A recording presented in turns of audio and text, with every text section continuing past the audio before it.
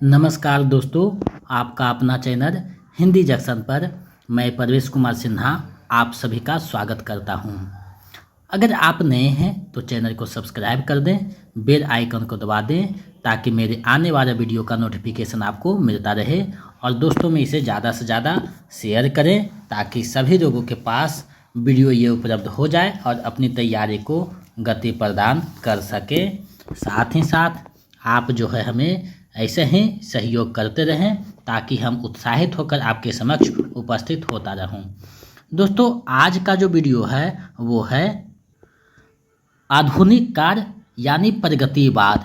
अभी आधुनिक कार का चल रहा है जिसमें ये प्रगतिवाद टॉपिक से रिलेटेड है। इस वीडियो में हम आधुनिक कार के प्रगतिवाद के बारे में जानेंगे। ये 19वां लेक्चर है, 18 लेक्चर हो चुका है। अगर आप नहीं देखें तो प्लेलिस्ट बना हुआ है, वहाँ से जाकर सारे क्लास को देख सकते हैं। इसलिए अगर आप बीपीएससी टी 4.0 के हिंदी विषय के किसी भी वर्ग का तैयारी कर रहे हैं, चाहे टीजीटी हो या पीजीटी हो, यानी 6 से लेकर 12 तक किसी भी वर्ग की तैयारी कर रहे हैं तो ये वीडियो आपके लिए महत्वपूर्ण होने जा रहा है।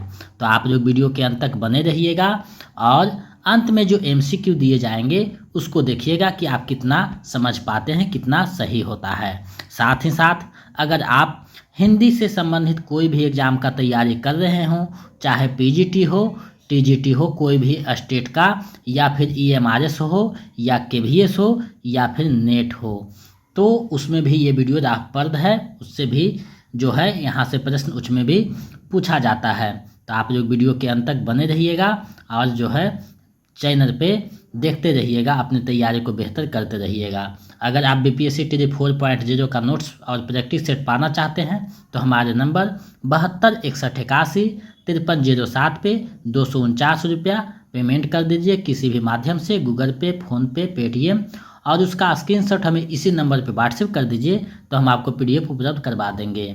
अगर आप मेरे पीडीएफ को प्राप्त करते हैं तो अलग से हिंदी के लिए कोई भी पुस्तक लेने की आवश्यकता नहीं है। तो चलिए बिना देर करते हुए आज के टॉपिक को देखते हैं। दोस्तों, जैसा कि आप देख पा रहे हैं, आधुनिक कार काव्यखंड यानी प्रगतिवाद, इसमें हम प्रगतिवाद को पढ़ने वाले हैं। तो चलिए सबसे पहले प्रगतिवाद के बारे में जानते हैं। तो आप लोग वीडियो के अंत तक बने रहिएगा और वीडियो को ज़्यादा से ज़्यादा शेयर कीजिएगा। 4.0 का जो तैयारी चल रहा है बीपीएससी का, तो उसमें आप लोग जो है बढ़ चढ़ कर हिस्सा लीजिए, अपनी तैयारी को बेहतर कीजिए, क्योंकि नोटिफिकेशन अक्टूबर में आ जाएगा, समय कम मिलेगा, तो अभी से तैयारी करते रहिए। तो इसको हम लोग देखते हैं। सामान्यतः सन 1936 ईस्वी से 1943 ईस्वी तक हिंदी कविता के इतिहास में एक विशेष आंदोलन चला जिसे प्रगतिवाद के नाम से जाना जाता है। प्रगतिवाद का अर्थ है विशुद्ध मार्क्सवादी विचारों से लिया जाता है, यानी प्रगतिवाद का सीधा सीधी संबंध मार्क्सवाद से है। राजनीति में जो मार्क्सवाद या समाजवाद या फिर साम्यवाद है, साहित्य में वही प्रगतिवाद है। प्रगतिवाद का संबंध मार्क्सवादी आंदोलन से है। इस आंदोलन का शुरुआत पाश्चात्य देशों में हुआ। वर्ष 1935 ईस्वी में ईएम फोस्टर ने पेरिस में प्रगतिशील लेखक संघ की स्थापना किया, जो साहित्य के माध्यम से सामाजिक विचारों के प्रचार को साहित्यकार का लक्ष्य घोषित किया गया। अब देखिए यहाँ बात निकल कर आई कि 1935 में जो है पेरिस में प्रगतिशील लेखक संघ की स्थापना हुई थी ईएम फोस्टर के द्वारा। भारत में प्रगतिवाद की शुरुआत 1936 ईस्वी से इसलिए मानी जाती है क्योंकि इसी वर्ष लखनऊ में प्रेमचंद की अध्यक्षता में प्रगतिशील लेखक संघ की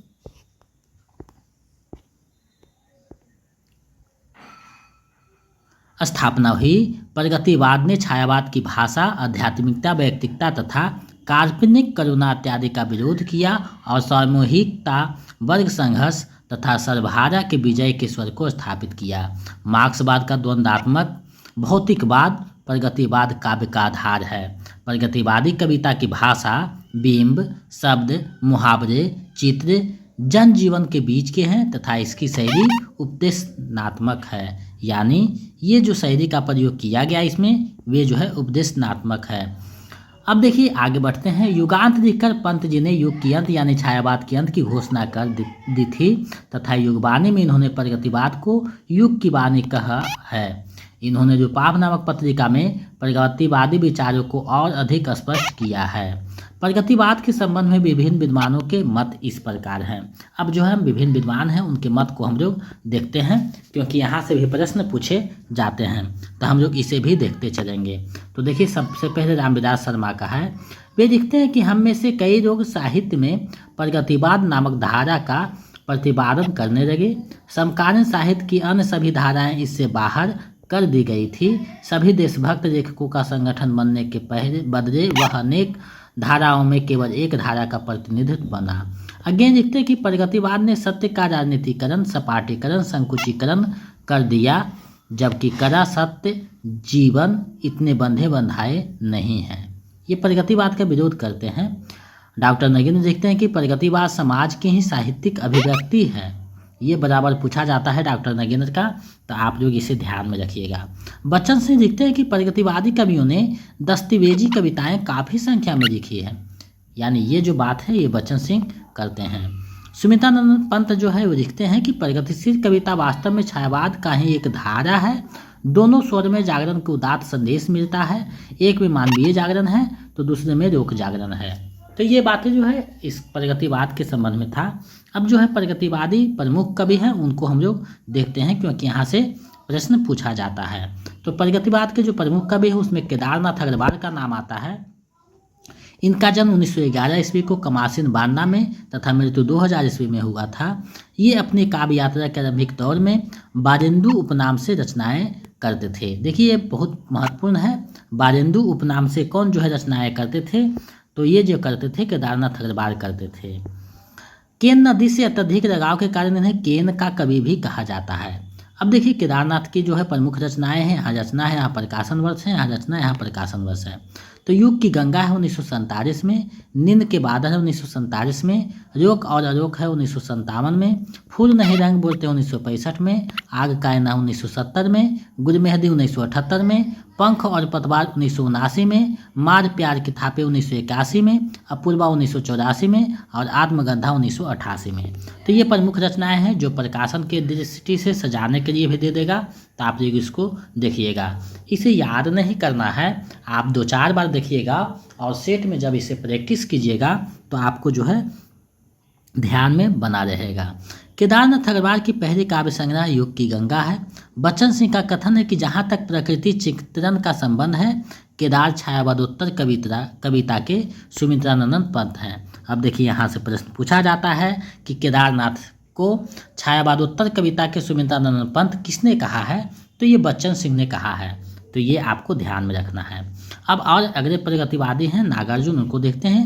इनका जन्म 1911 को तरौनी दरभंगा में तथा मृत्यु 1998 ईस्वी को हुआ था।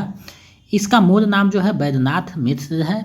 इनका पहला साहित्यिक नाम यात्री था। ये संस्कृत और मैथिली में इसी नाम से कविताएं लिखते थे। अब देखिए यहाँ से प्रश्न बराबर पूछा जाता है कि यात्री नाम से कौन कविताएं लिखते थे, तो बाबा नागार्जुन लिखते थे, जिनका बचपन का नाम वैद्यनाथ मिश्र है, यानी मूल नाम वैद्यनाथ मिश्र है। अब जो है आगे बढ़ते हैं। इनको पत्रहीन नग्नगाछ के लिए साहित्य अकादमी से नवाजा गया है मैथिली भाषा में, ये आप ध्यान में रखिएगा। इनकी जो प्रमुख कृतियां हैं उसको हम लोग देख लेते हैं, क्योंकि यहाँ से प्रश्न पूछा जाता है। तो युग की धारा है 1953 में, सतरंगो पंखोबारी 1959 में, प्यासी पथराई आंखें 1962 में, भस्मांकुर 1971 में, तालाब की मछलियाँ 75 में, खिचड़ी विप्लव देखाम ने 1980 में, तुमने कहा था 1980 में, हजार हजार बाहों बार 1981 में, पुराने जूतियों का कोरस 1983 में, इस गुब्बारे की छाया में 1989 में। तो ये महत्वपूर्ण चीज़ें थी जिसको मैंने इनसे संबंधित चीज़ें को प्रस्तुत किया। अब जो है इनके बारे में जो कथन है विभिन्न विद्वानों को, उनको देखते हैं। तो नामवर से लिखते हैं कि जो प्रियता, कलात्मक सौंदर्य के संतुलन और सामंजस्य का जितना सफलता से हर किया, उतनी ही सफलता से हिंदी के बहुत कम कवि कर पाए हैं। ये जो है किसके बारे में लिखते हैं, नागार्जुन के बारे में लिखते हैं। बच्चन से लिखते हैं कि नागार्जुन के भाषिक मुहावरे ठेठ गाँव के हैं। जहाँ संस्कृत की सधी हुई पदावली मिलेगी वहाँ पर भी गमई रंग चढ़ा हुआ है। एक ही कविता में सफलतापूर्वक कई प्रकार की पदावलियों, छंदोजयों का प्रयोग करते हैं। छंदोबद्ध कविताओं में मैदानी नदियों का संयमित प्रवाह है, जो मुक्त छंदों में पहाड़ी नदियों की चंचलता है। यानी ये बात जो है बच्चन सिंह लिखते हैं। रामविलास शर्मा लिखते हैं कि नागार्जुन जितने क्रांतिकारी सचेत रूप से हैं उतने अचेत रूप से भी हैं। तो ये रामविलास शर्मा का कथन है। अब जो है आगे बढ़ते हैं, शिवमंगल सिंह सुमन भी है, उनकी रचना है, तो इनको भी देखते हैं। शिवमंगल सुमन का जन्म जो है 1915 ईस्वी में उन्नाव में हुआ था तथा मृत्यु 2002 में हुआ था। इनके द्वारा जो है प्रमुख रचनाएं लिखी गई है। तो सबसे पहले इसको देखते हैं।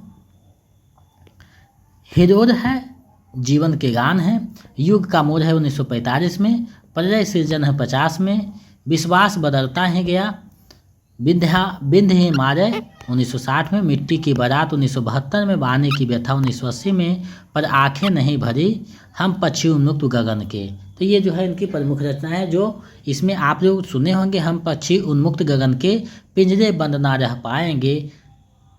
तो ये इन्हीं की कविता है, शिवमंगल सिंह सुमन जी का, जो आप कहीं ना कहीं पढ़े होंगे। तो ये प्रमुख है। अब जो है आगे बढ़ते हैं, तो वासुदेव सिंह त्रिलोचन आते हैं, तो इनके बारे में भी जान लेते हैं। इनका जन्म 1917 को सुल्तानपुर में तथा मृत्यु 2007 में हुआ था। मुक्तिबोध ने इन्हें अवध का किसान कवि या सोनेट लिखने के लिए प्रसिद्ध थे, यानी किसान कवि जो है कहते हैं, और ये सोनेट लिखने के लिए त्रिलोचन जो है प्रसिद्ध थे। इनकी प्रमुख रचनाएं हैं और प्रकाशन वर्ष यहाँ दिया गया है। धरती का 1945 में, गुलाब और बुलबुल 1956 में, दिगंत 1957 में, ताप के ताए हुए दिन 1980 में। आपको पता होना चाहिए कि 11वीं 12वीं का जो हिंदी का बुक चलता है, उस बुक का नाम दिगंत है, जो कि यहाँ से लिया गया है। उस जनपद का कवि 1981 में, आराधन है 1984 में, तुम्हें सौंपता हूँ 85 में, फुल नाम है एक 85 में, अनकहनी भी कुछ कहनी है 1985 में, सबका अपना आकाश 1987 में। कुछ टाइपिंग जो है कन्वर्ट हो गया है, तो आप इसको अन्यथा में नहीं दें, ये जो है कन्वर्ट होने के कारण कुछ दोष रह गया है। बच्चन सिंह लिखते हैं कि त्रिलोचन जो है प्रगतिवादी नहीं थे, उन्हें ग्रेस मार्क देकर प्रगतिशीलों में शामिल किया गया है। ये कौन कहते हैं? ये बच्चन सिंह कहते हैं इनके बारे में।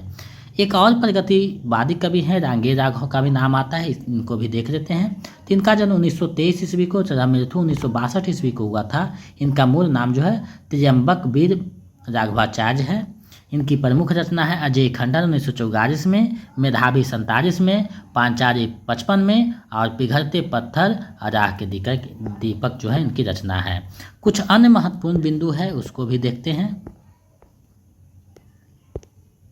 रामधारी सिंह दिनकर के काव्य में राष्ट्रीय सांस्कृतिक चेतना तथा प्रगतिशील यानी प्रगतिवादी चेतना दोनों विद्यमान है। रामधारी सिंह दिनकर को समय का सूर्य तथा अधैर्य का भी कवि कहा जाता है। अब जो है प्रगतिवाद की जो है प्रमुख पंक्तियां हैं, उसको हम लोग देख लेते हैं। तो देखिए यहाँ प्रगतिशील का जो है प्रमुख जो पंक्तियां हैं उसको देखते हैं। आप जो वीडियो को ज़्यादा से ज़्यादा शेयर कीजिए और नोट्स बनाते चलिए। अगर नोट्स बनाने में सक्षम नहीं है तो हमारे नंबर 7261815307 पे 249 रुपये पेमेंट कर दीजिए, तो आपको नोट्स और प्रैक्टिस सेट उपलब्ध करवा दिया जाएगा। तो यहाँ देखिए है, आज का रेखन आग के अंगूठों की क्रांतिकारी कतार का बंदूक मार देखन है। ये केदारनाथ अग्रवाल का है। हवा हूँ हवा में बसंती हवा हूँ, केदारनाथ अग्रवाल की है। मैंने उसको जब जब देखा रोहा जैसे तपते देखा, गलते देखा, ढलते देखा। ये केदारनाथ अग्रवाल की पंक्ति है। बाप बेटा बेचता है भूख से बेहाल होकर, धर्म धीरज फ्रांक होकर। ये केदारनाथ अग्रवाल का है। महाकुंभ में देखा मैंने मानव कानन मानचित्र था, भारत का रेखांकित आनंद। ये त्रिलोचन का है। आज मैं अकेला हूँ अकेले रहा नहीं जाता, जीवन मेरा है यह रतन मेरा है यह। त्रिलोचन का है। आगे है नागार्जुन का। कई दिनों तक चूल्हा रोया चक्की रही उदास, कई दिनों तक कानी कुतिया सोई उसके पास। नागार्जुन का है। बादल को घिरते देखा है। ये जो है नागार्जुन का प्रमुख पंक्ति है, प्रमुख कविता है। अब जो है प्रगतिवाद की जो प्रमुख प्रवृत्तियां हैं उसको देख लेते हैं, क्योंकि प्रवृत्तियां बराबर पूछा जाता है कि प्रगतिवाद की जो है प्रमुख प्रवृत्तियां क्या रही है। तो देखिए इसका जो है प्रमुख प्रवृत्तियां है, मानवतावाद का स्वर है, सामाजिक जीवन का यथार्थ चित्रण हुआ है, रूढ़िवादिता का इसमें जो है विरोध हुआ है, क्रांति का स्वर है, राष्ट्रीय एवं अंतर्राष्ट्रीय का चित्रण है, वर्ग संघर्ष एवं सर्वहारा के विजय के गीत है। सर्वहारा का जहाँ भी चर्चा आएगा तो वो प्रगतिवाद से संबंधित है, ये आपको ध्यान में रखनी है। अब जो है हम लोग आगे बढ़ते हैं, एमसीक्यू को देखते हैं, क्योंकि एमसीक्यू को देखेंगे तो पता चलेगा कि प्रश्न कैसे पूछता है। ये जो प्रमुख एमसीक्यू है बहुत महत्वपूर्ण है, कहीं ना कहीं पूछा हुआ है, जिसको मैंने यहाँ समाहित किया है। तो आप लोग इसको अच्छे से देखिए और देखिए कि आप कितना बनाते हैं, 10 में आपका कितना सही होता है। पहला है, मैंने उसको जब जब देखा रोहा देखा, रोहा जैसे तपते देखा, गलते देखा, ढलते देखा। यह पंक्ति किसकी है? ये किसकी पंक्ति है आपको बताना है। तो ये जो पंक्ति है केदारनाथ अग्रवाल जी का है, विकल्प ख सही हो जाएगा। आगे बढ़ते हैं। कई दिनों तक चूल्हा रोया, चक्की रही उदास, कई दिनों तक काने कुतिया सोई उसके पास। किस कवि की ये पंक्ति है? ये जो पंक्ति है वो किस कवि की है आपको बतानी है। 5 विकल्प है, आपको बीपीएससी में 5 विकल्प देगा। तो अभी से आप लोग जो है आदत बना लीजिए, अभ्यास करते रहिए और ज़्यादा से ज़्यादा आप लोग प्रैक्टिस कीजिए। और जो हम प्रैक्टिस सेट उपलब्ध करवाएं उसको कम से कम 3 से 4 बार बनाइए, क्योंकि एक एक प्रश्न आपके लिए महत्वपूर्ण है। तो इसका सही जवाब जो है विकल्प ग हो जाएगा, नागार्जुन का ये पंक्ति है। आगे बढ़ते हैं। भारत में प्रगतिशील लेखक संघ की स्थापना कब हुई थी आपको बताने हैं। तो भारत में जो प्रगतिशील लेखक संघ की स्थापना हुई थी आपको पता होनी चाहिए, 1936 में हुई थी, जो कि विकल्प नहीं है। तो इसका हो जाएगा विकल्प ग, उपयुक्त में से कोई नहीं, क्योंकि बीपीएससी में इस तरीका के प्रश्न पूछता है, इसलिए मैंने इसे समाहित किया है। आगे जो है हम लोग बढ़ते हैं। निम्नलिखित रचनाकारों को जन्म वर्ष के अनुसार जो है दृष्टि से सही अनुक्रम क्या है? जन्म के अनुसार आपको सजाना है। तो सबसे पहले केदारनाथ का है, उसके बाद नागार्जुन का है, उसके बाद शिवमंगल सुमन का, उसके बाद त्रिलोचन का है, यानी 1911, 11, 15 और 17। तो ये जो है विकल्प ख सही हो जाएगा। आप लोग वीडियो को ज़्यादा से ज़्यादा शेयर कर दीजिए। और अभी आप लोग देख रहे हैं, ये बहुत खुशी की बात है कि इतने लोग देख रहे हैं और तैयारी में लगे हुए हैं। हम आशा करते हैं कि आप लोग जो है अपना एक सीट बिहार टीचर में सुरक्षित कीजिएगा आने वाले दिनों में। निम्नलिखित में से कौन सी रचना केदारनाथ अग्रवाल का नहीं है आपको बताना है। इनमें से कौन सी रचनाएं नहीं हैं। तो केदारनाथ का आपको बताना है कि कौन नहीं है। तो इस तरीका के प्रश्न रहते हैं। तो आग का आईना भी है, युग की गंगा भी है, नींद के 12, तीनों इनकी रचनाएं हैं और नहीं पूछ रहा है। तो इनमें से कोई नहीं हो जाएगा, नहीं है, क्योंकि सभी है। तो इस तरीका के विकल्प आपको फंसाते हैं, तो इसको आप लोग ध्यान से देखिएगा कि पैसे प्रश्न को कैसे घुमाता है। यह निर्विवाद है कि कबीर के बाद हिंदी कविता में नागार्जुन से बड़ा व्यंग्यकार अभी तक कोई नहीं हुआ। उपयुक्त कथन किसका है? ये जो कथन है नागार्जुन के बारे में कौन कहते हैं? तो ये जो है नामवर सिंह कहते हैं, यानी विकल्प क सही हो जाएगा। आगे बढ़ते हैं। प्रगतिवाद केवल साम्यवादी मार्ग को ही अपनाने के लिए विवश है, जबकि प्रगतिशील किसी भी वाद विशेष से आबद्ध नहीं होता। यह विचार किस विद्वान का है? ये जो विचार है वो किस विद्वान का है आपको बताने हैं। तो ये जो विचार है गणपति चंद्रगुप्त का है, यानी विकल्प ग सही हो जाएगा। तो आप लोग देखते चलिए कि आपका कितना सही होता है, प्रश्न किसे हार्ड बना देता है। तो आपका जो तैयारी है पीजीटी लेवल पे किया जा रहा है। तो टीजीटी पीजीटी अगर दोनों को आप लोग तैयारी कर रहे हैं तो आपका जो है तैयारी बेस्ट लेवल पे होगा, अच्छे ढंग से करवाया जाएगा, क्योंकि हिंदी जंक्शन हमेशा आपका जो है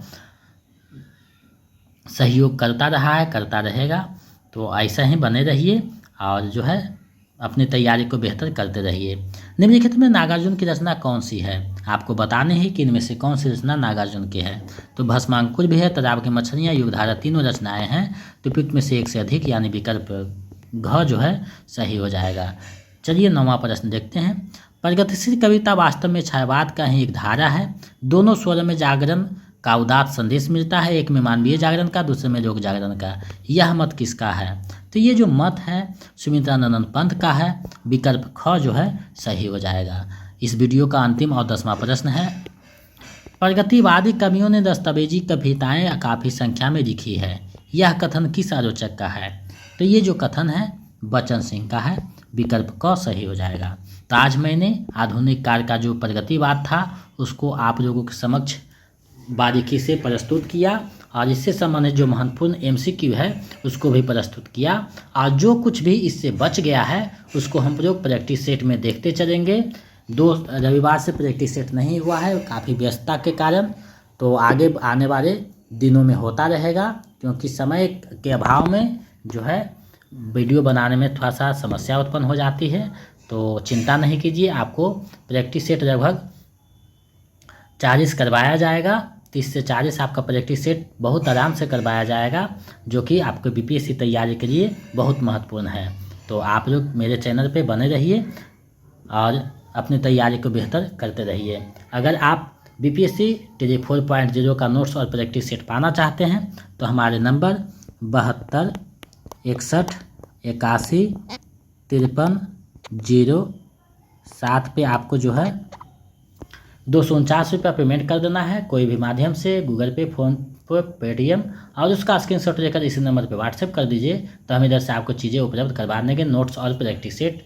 अगर हमारा नोट्स और प्रैक्टिस सेट रखते हैं तो अलग से कोई पुस्तक लेने की आवश्यकता नहीं है, लेकिन आपको एक व्याकरण की पुस्तक अवश्य रखनी चाहिए, विलोम शब्द, पर्यायवाची शब्द और मुहावरे के लिए, ताकि आपका जो है एक एक नंबर प्लस हो सके, मेरिट बनने में सुविधा हो सके। तो आप लोग मेरे से जुड़ करके अपने तैयारी को बेहतर कीजिए और हम कामना करते हैं कि आप बीपीएससी निकाल कर बिहार में एक सफल शिक्षक बनिए। भावी शिक्षक आप हैं, तो आपकी मैं उज्जवल भविष्य की कामना करता हूं।